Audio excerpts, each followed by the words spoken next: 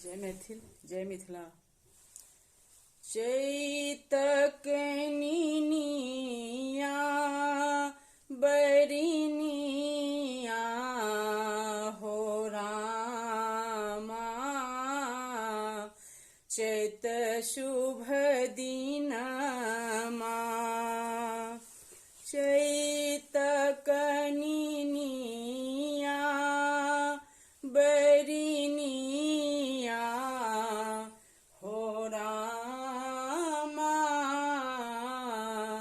चैत महीनमा, आन दिन बोले कोयली, साँझ रे सबेरिया। हाँ, आन दिन बोले कोयली, साँझ रे सबेरिया। आजू किया बोले आ धीरतिया हो रामा, चैत महीनमा, चैतक निनिया बरिनिया हो रामा, चैत महीनमा।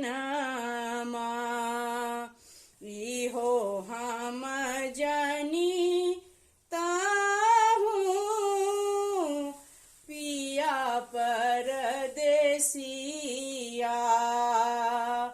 हाँ, इहो हम जानी ताहूँ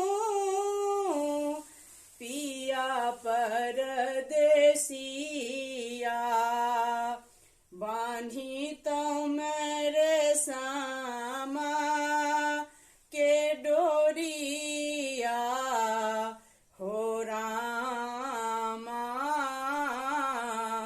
चैत महीनमा, चैतक निनिया बरिनिया हो रामा, चैत महीनमा। हाँ, चैत महीनमा, हाँ, चैत महीनमा। मैथिल गान अपने सबको मरी चेतावर निक लागे तो लाइक सब्सक्राइब करी, कमेंट करी। धन्यवाद।